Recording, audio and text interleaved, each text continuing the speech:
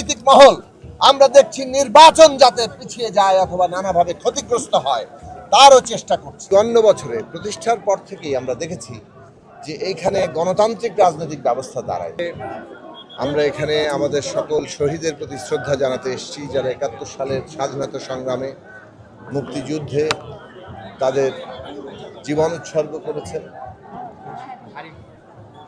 মুক্তিযুদ্ধের পরিষ্কার ঘোষিত নীতি ছিল যে এই রাষ্ট্র যেটা পত্তন হচ্ছে, এই রাষ্ট্র তার নাগরিকদের জন্য সাম্য, মানবিক মর্যাদার, সামাজিক ন্যায় বিচার প্রতিষ্ঠা করবে, এবং সেটা করতে হলে একটা গণতান্ত্রিক রাজনৈতিক ব্যবস্থা, রাষ্ট্র ব্যবস্থা আমাদের দরকার। কিন্তু ৫৪ বছরে প্রতিষ্ঠার পর থেকেই আমরা দেখেছি যে এইখানে গণতান্ত্রিক রাজনৈতিক ব্যবস্থা দাঁড়ায়নি। এমনভাবে সাংবিধানিক ক্ষমতা কাঠামো দাঁড়িয়েছে যেখানে একদিকে মানুষের অধিকারের কথা বলা হয়েছে, কিন্তু অন্য হাতে যারাই শাসক হয় তাদের সব কিছু কেড়ে নেওয়ার, শাসকরা জনগণের সকল অধিকার কেড়ে নেওয়ার একটা অধিকার পেয়ে গেছে। এই রকম এককেন্দ্রিক চূড়ান্ত একচেটিয়া ক্ষমতার কারণে আমাদের দেশে গণতান্ত্রিক ব্যবস্থা দাঁড়ায়নি, যার ফলে সাম্য, মানবিক মর্যাদা, সামাজিক ন্যায় বিচার তো দূরের কথা, ওই প্রতিশ্রুতির বরং উল্টো স্রোতে গত ৫৪ বছরে নানাভাবে আমরা হাঁটতে দেখছি। সেই কারণে আবারও ২৪-এর অভ্যুত্থান হয়েছে।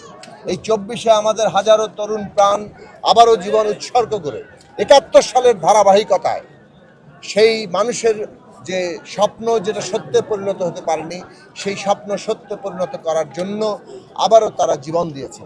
আজকে এই বিজয় দিবসে এসে ২৪ উত্তরকালে আমরা যখন বিজয় দিবস করছি, তখন আমাদের শহীদের রক্তের ঋণ আমাদের বহন করতে হবে, এবং সেটা করতে গেলে এই দেশে বিচার, সংস্কার এবং নির্বাচন সেটাকে সফল করতে হবে।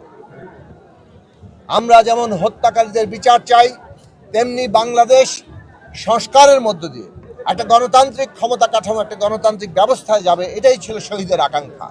আর সেই সংস্কার করতে গেলে, নতুন রাজনৈতিক বন্দোবস্ত, গণতান্ত্রিক রূপান্তর করতে গেলে আজকে বাংলাদেশের নির্বাচন অপরিহার্য।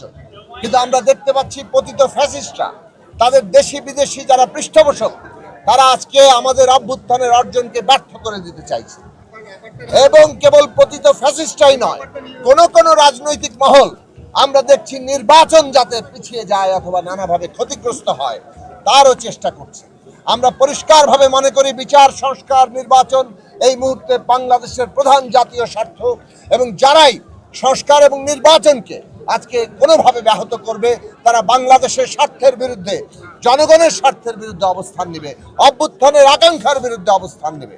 কাজেই আজকে জনগণকে ঐক্যবদ্ধ থাকতে হবে, এবং এই সংস্কার এবং নির্বাচনের যে পথরেখা, বিচারের যে পথরেখা, সেইটাকে সফল করতে হবে। আজকে পতিত ফ্যাসিস্টরা গুপ্ত হত্যার মধ্য দিয়ে, গুপ্ত হামলার মধ্য দিয়ে এই পুরো নির্বাচনের পরিবেশকে বানচাল করতে চাইছে। যেভাবে ওসমান হাদিকে প্রকাশ্য দিবালোকে গুলি করে দেওয়া হলো পরিকল্পিতভাবে, আজকে আমাদের রাষ্ট্র, তার যে সমস্ত আইন শৃঙ্খলা বাহিনী, গোয়েন্দা সংস্থা, তাদের ব্যর্থতা স্পষ্ট হয়েছে। আমরা পরিষ্কার